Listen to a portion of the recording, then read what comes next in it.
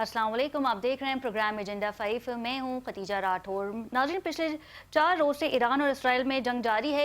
ये जंग उस वक्त तूल पकड़ गई जब सुप्रीम लीडर आयतुल्ला खामनाई को शहीद किया गया। ये वो वक्त था जब ईरान ने खलीजी ममालिक पे टारगेट किया, ड्रोन हमले किए, मिसाइल हमले दागे। सऊदी अरेबिया समेत UAE, बहरीन और कतर में भी जो है वो हमले किए गए। रियाज में सिफारती खाने पर भी हमला किया गया और इस जंग की शिद्दत उस वक्त तूल पकड़ गई जब 3 लड़ाका तैयारे जो है अमेरिका के गिराए गए। ईरान ने दावा किया है कि 3 लड़ाका तैयारे जो है वो ईरान ने गिराए हैं, जबकि डोनाल्ड ट्रंप का ये वाज़ेह बयान है कि ये एक फ्रेंडली फायर था।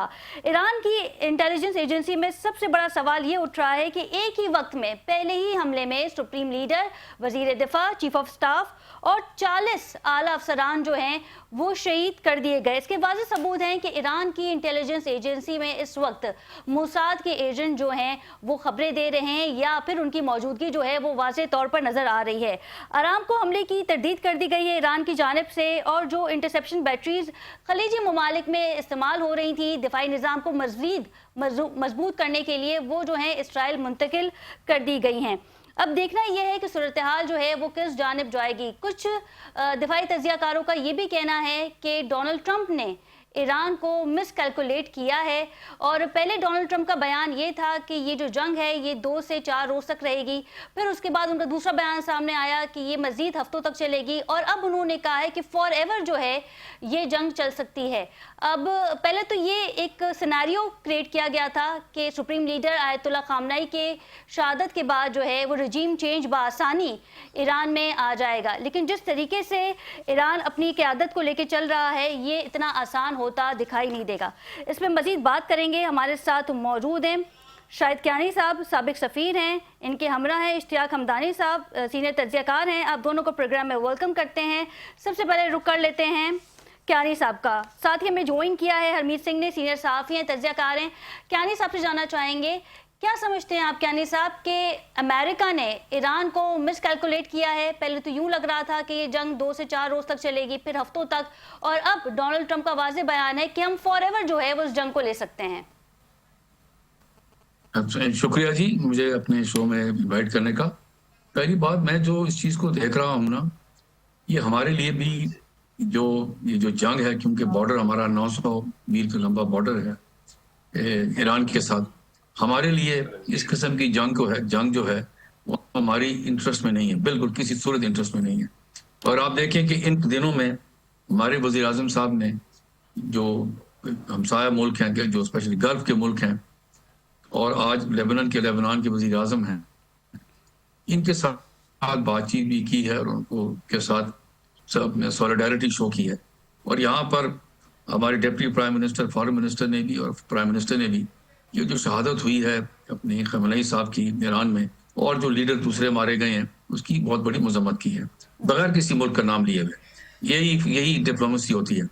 लेकिन साथ ये बात मैं आप कहूँ कि अमेरिका ने, मैं ये समझता हूँ कि जब इस बिगिनिंग में मिस कैलकुलेट किया, पहली बात यह है कि बैनुल अक़वामी कानून इजाज़त ही नहीं देता कि आप किसी मुल्क के लीडर को आप मारें।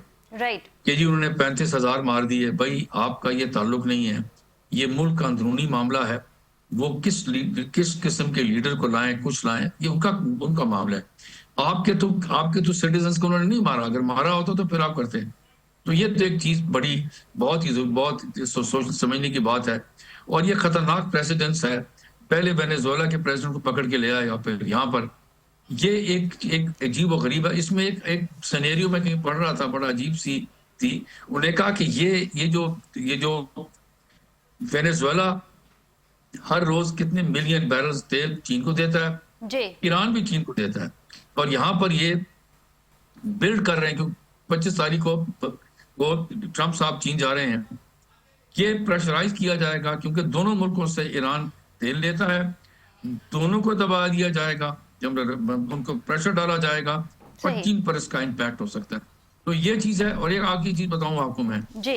एक और चीज जो हमारे लिए मसला मसाइल खड़ी कर दी गई है, वो ये है कि गल्फ के साथ हमारे ताल्लुकात हैं, मुल्कों के साथ, अमेरिका के साथ हमारे ताल्लुकात हैं, ईरान के साथ हमारे ताल्लुकात हैं। अब हमारे लिए एक बहुत बड़ा एक जिसे कहते हैं चैलेंज खड़ा हो गया है कि हम बगैर किसी के साइड लिए हुए, हम तो चाहते हैं कि जंग किसी न किसी तरीके से खत्म हो, जल्द खत्म हो, लेकिन देखिए, अक्रॉस द टेबल बैठकर इसका हल निकालें। लेकिन हमने तो कियानी साहब, जो ईरान ने टारगेट किए हैं अमेरिकन बेसिस को, खलीजी ममालिक ने, तो हमने तो उसकी उसकी भी मजम्मत की है, तो क्या पाकिस्तान की बिल्कुल की मजम्मत है। करना बनता था? देखिए जी, बिल्कुल, इसलिए मैं बताता हूँ क्यों। आप पहली चीज को समझने की कोशिश करें कि जब आप किसी जहाज को बगैर उसकी परमिशन के, ये वायलेशन उसकी एयर स्पेस है, जब आप जहां पर भेजते हैं तो उसकी सॉवरेंटी वायलेट होती है। यहाँ पर हमने एक बैलेंस लिया है। देखिए, हमारे पास तो और कोई तरीका कोई नहीं है कि आपने ईरान की भी सॉवरेंटी को, वायलेशन को, उनकी लीडरशिप को मारने को भी मजम्मत की। यहाँ पर यह भी पता है ईरान को कि आप इन मुल्कों में देखें ना, ये तो आप कहते हैं ना कि हमने उनकी बेसिस को अटैक किया, जी, भाई बेसिस तो उन मुल्कों के अंदर है ना। तो ये जो चीज है, ठीक ये है। इसकी इसकी मतलब इसकी, और फिर उसका कोलैटरल डैमेज है। कोलैटरल डैमेज ये होता है कि आम शहरी मारे जाते हैं, उनकी प्रॉपर्टीज को तो ये एक ऐसा ऐसा हमारे लिए एक बहुत बड़ा डायलेमा, एक बहुत बड़ा चैलेंज ठीक खड़ा है। हो गया है कि हम एक बैलेंस लेकर आए। हमने असल में जो वो एक पोजीशन ली है कि हम इस जंग के खिलाफ हैं, हम मजम्मत करते हैं बिल्कुल वायलेशन ठीक है कियानी साहब, आपका पॉइंट आ गया है। हमदानी साहब हमारे साथ मौजूद हैं। हमदानी साहब, ईरान जो ड्रोन बेचता है उसकी मालियत $20,000 है, लेकिन इसे तबाह करने के लिए अमेरिका को $4 मिलियन जो है वो इन्वेस्ट करने पड़ते हैं ताकि वो मिसाइल जो है उस ड्रोन को गिरा सके। अगर इस तरह नहीं होगा तो फिर वो ड्रोन इधर उधर या कहीं पर भी जहाँ उसका टारगेट होगा वहाँ वो ड्रोन जाके गिर सकता है। तो अमेरिका की जानिब से मिसकैलकुलेट किया गया है, इस जंग को आसान समझा जा रहा था।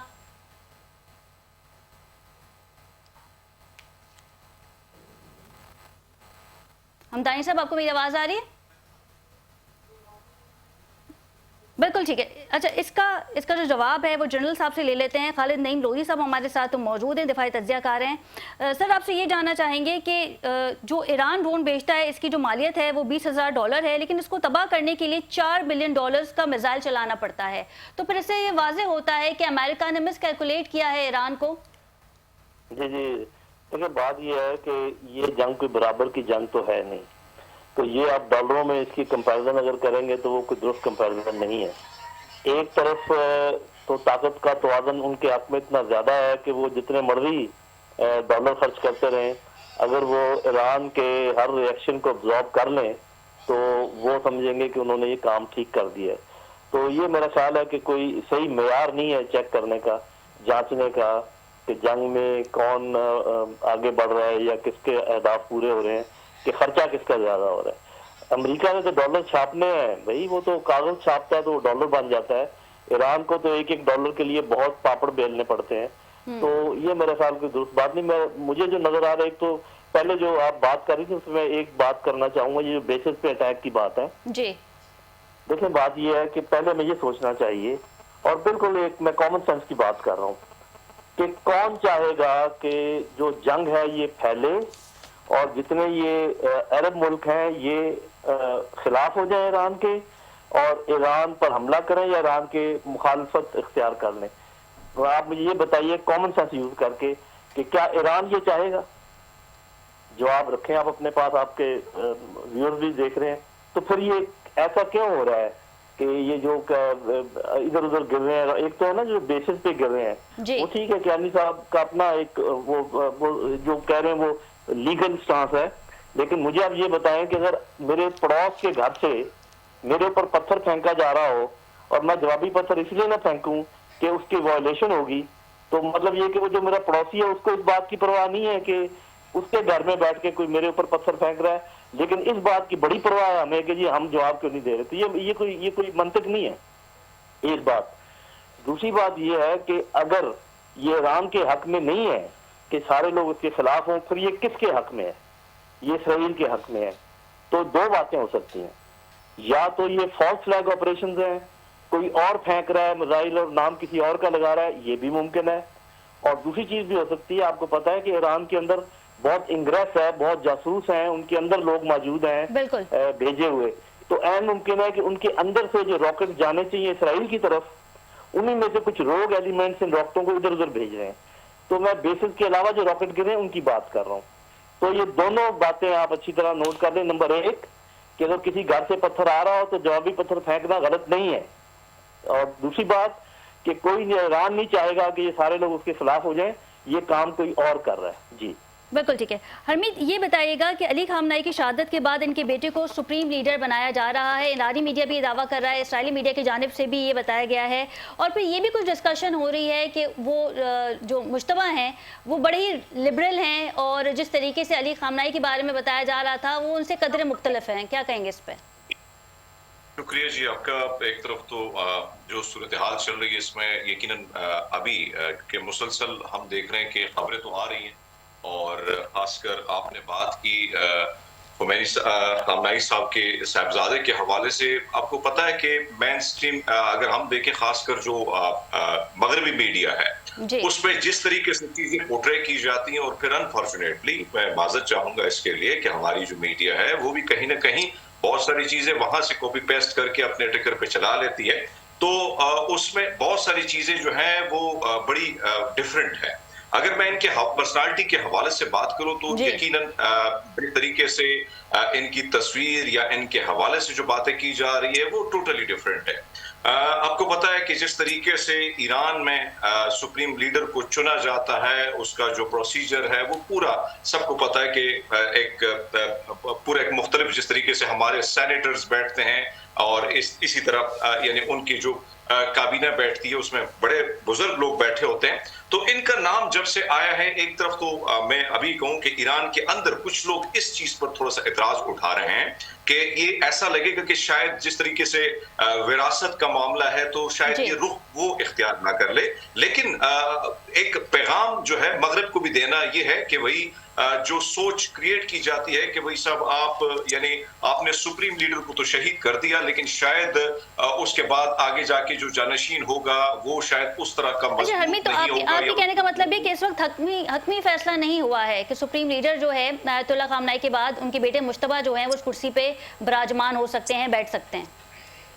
देखिए, मेरे जो जराए हैं वो तो इस वक्त ये बात तो हो रही है, तकरीबन उनका नाम आ रहा है और इसमें कोई शक नहीं है कि बहुत चांसेस उनके हैं, लेकिन एक चीज का जो एतराज उठाया जा रहा है कि दुनिया को क्या पैगाम जाएगा, लेकिन जो मगरिब को वो पैगाम देना चाहते हैं वो थोड़ा सा डिफरेंट देना चाहते हैं। उसकी वजह ये है कि डोनाल्ड ट्रंप ने कल, क्योंकि इस सारी सिचुएशन में डोनाल्ड ट्रंप साहब का जो चेहरा है वो आपको नजर आएगा कि किस तरीके से वो परेशान नजर आते हैं इस जंग में, जिस तरीके से वो घुसे हैं और उनको जो आदाद शुमार ग्राउंड की जो रियलिटी है उससे काफी मुख्तलिफ दिए गए हैं। अगर आप देखें कि कल मैंने देखा कि ये पहली जंग है जिसमें उनके जो इत्तेहादी हैं वो इनसे नाला है। आपने कनाडा के वजीर आज़म का बयान देखा, उसने कहा ये पहली जंग है जो अमेरिका को डुबो सकती है। इसी तरह आपने मैक्रोन का बयान भी सुना होगा, उसने भी टोटल इनकार नजर आए। और खासकर हमने स्पेन का बयान अगर आप देख लें तो उनके प्रेसिडेंट, उनके जो पीएम है, उन्होंने बड़ा जबरदस्त किस्म का बयान दिया कि माजी में हमें इराक में यानी जोहरी हथियारों का बहाना बनाकर हमें इत्तेहादी बनाकर हमें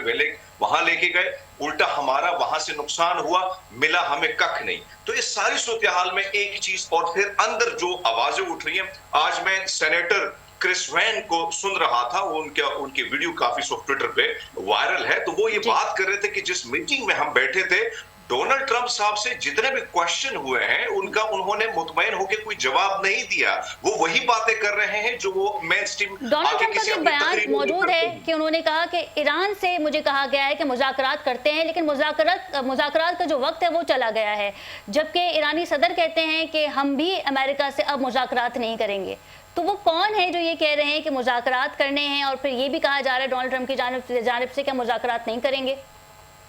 देखिए जी, आप जितने भी इस वक्त इंटरनेशनल अखबारात को निकालें, अमेरिका के अंदर से अखबारात को निकालें या जितने भी यूरोप के अखबारात को निकालें, वहां पर एक ही तज्जिया आ रहा है और वो तज्जिया यही आ रहा है कि डोनाल्ड ट्रंप बुरी तरह फंसे हुए हैं। जो क्योंकि आपको पता है कि अब मार्को रूबियो जैसा शख्स जो सीधा इल्जाम इसराइल पर लगाता है और वो कहता है कि नेतन्याहू ने हमला किया और हमें उसके पीछे कूदना पड़ा।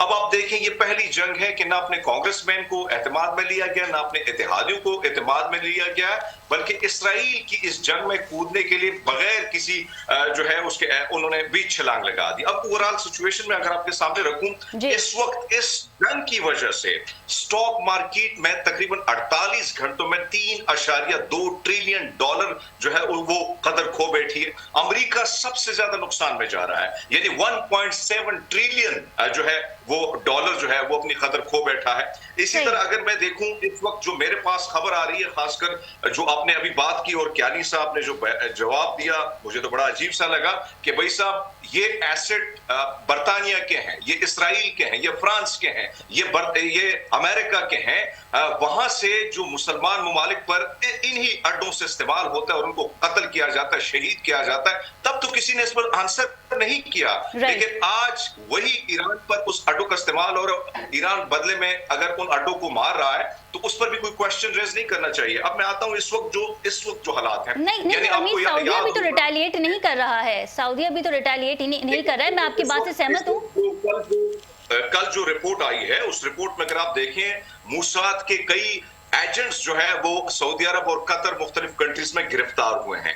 अब शोभा ये पाया जा रहा है कि ओवरऑल, क्योंकि कल आपने नेतन्याहू का बयान शायद नहीं सुना होगा, मैंने सुना है, नेतन्याहू ने इसको मजहबी टच दिया है। वो कहते हैं कि मुसलमानों के बच्चे अगर आपने मारने तो वो जो दूध पीते बच्चे उनको भी ना बख्शो, ये उनका बयान है। और उन्होंने बाकायदा बाइबल शरीफ का जो है हवाला दिया है। फिर मैं अब अमेरिका का आज एक सेनेटर है, उन्होंने जो बयान दिया उसने भी बिल्कुल मजहबी टच इसको दिया है, यानी मुसलमानों के बीच में तफरुक डालने के लिए पूरा एक प्लान तैयार था।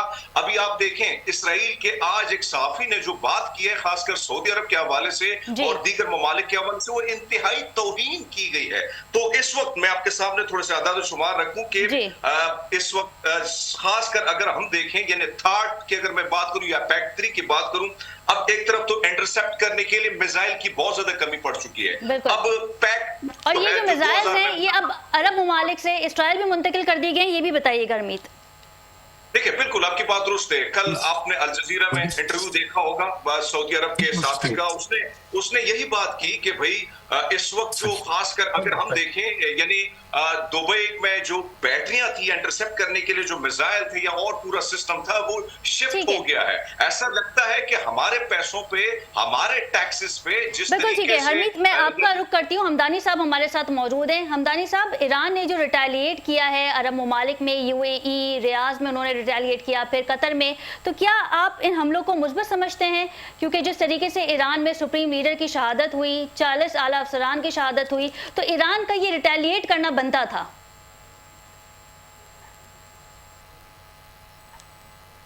जी हमदानी साहब, आपको मेरी आवाज आ रही है?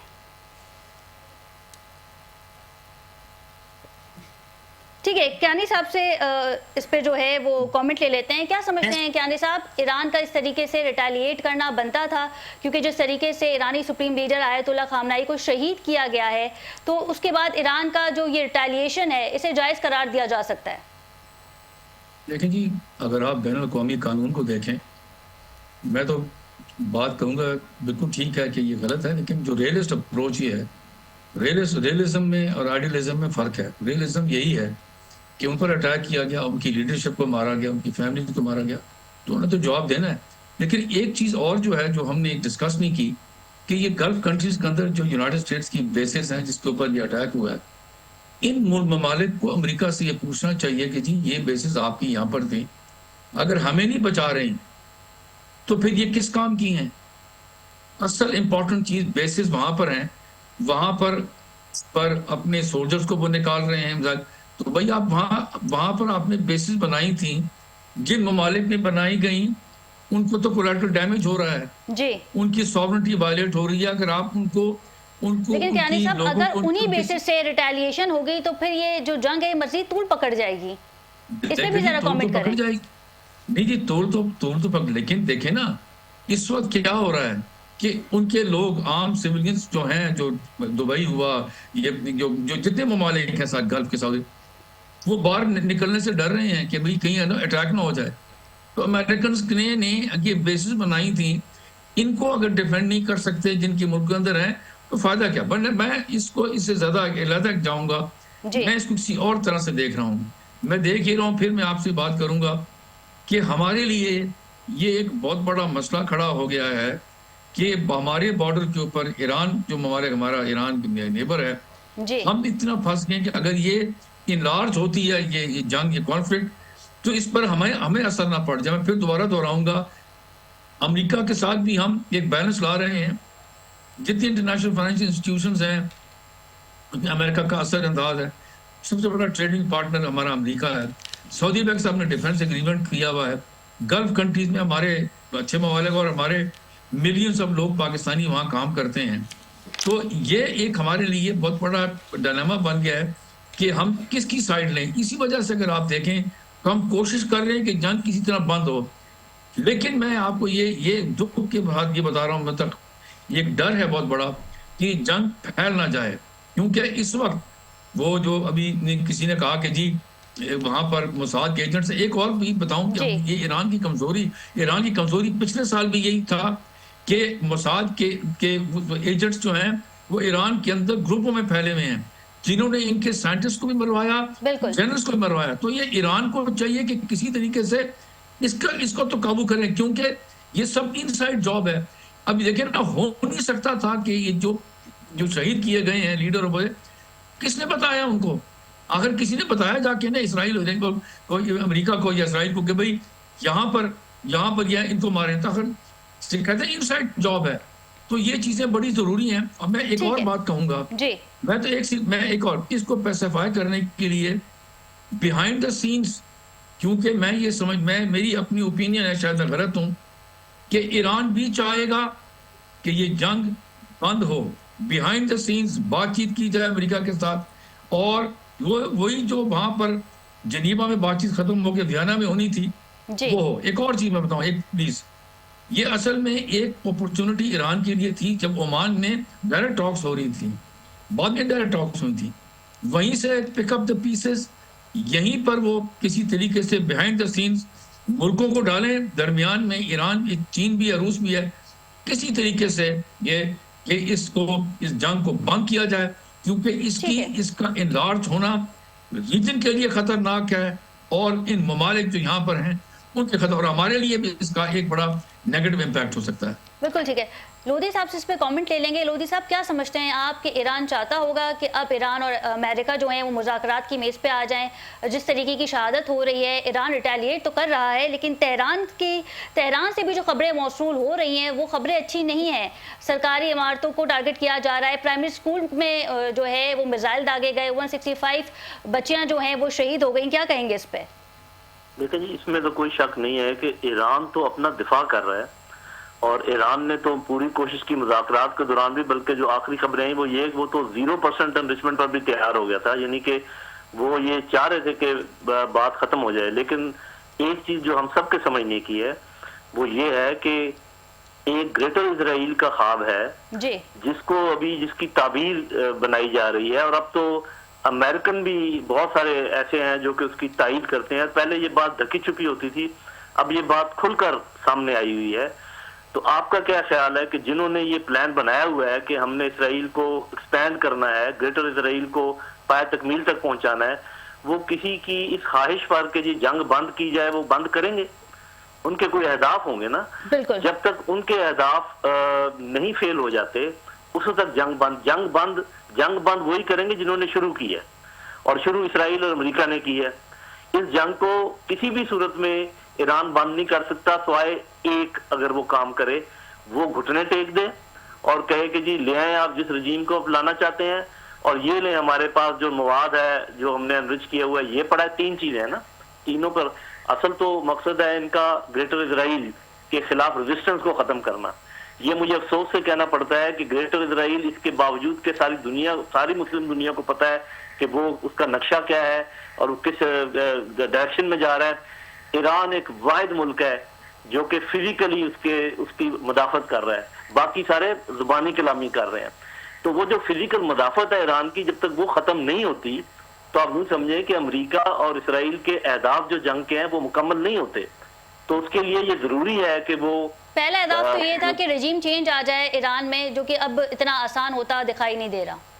जी, वो अभी ये दूसरे उस पर चले गए ना। पहला तो ये था कि जी जो हम चाहते हैं वो जो पुराने बादशाह का बेटा है वो आ जाए। अब उन्होंने पैंतरा बदला है, वो कह रहे हैं जी कोई भी आ जाए, अंदर से, ईरान के अंदर से कोई भी आ जाए। वो मतलब स्टेप बाय स्टेप जा रहे हैं। तो ये इल्जाम ईरान पे देना कि जी वो क्यों रिटेलिएट कर रहा है या वो जंग बंद क्यों नहीं कर रहा, ये सारे मतलब हम सब लोग ये बातें समझते हैं, लेकिन बस जरा बात करने में आगे पीछे हो जाता है। ये जंग इसराइल और अमेरिका ने शुरू की है। जो उनका ख्याल था कि शुरू में ही 48 घंटे के अंदर अंदर लोग उठ खड़े होंगे ईरान के अंदर और रजीम चेंज हो जाएगा, नहीं हुआ। जो उनका ख्याल था कि इतनी तबाही के बाद ईरान घुटने टेक देगा, उसने नहीं टेके। ठीक है। उनका अब ये ख्याल है कि हम किसी तरीके से उनके मवाद के ऊपर जो एटमी मवाद है उस पर कब्जा कर लें, वो नहीं कर सके। जी। तो बाकी तबाही तो बहुत हो रही है, ईरान तो सिर्फ रिसीविंग एंड पर है। अब तो मुझे ऐसे लगता है कि उनका रिएक्शन भी बहुत कम हो गया है, क्योंकि उनकी इतनी ज्यादा तबाही हुई है। लेकिन आखिर में देखा ये जाएगा।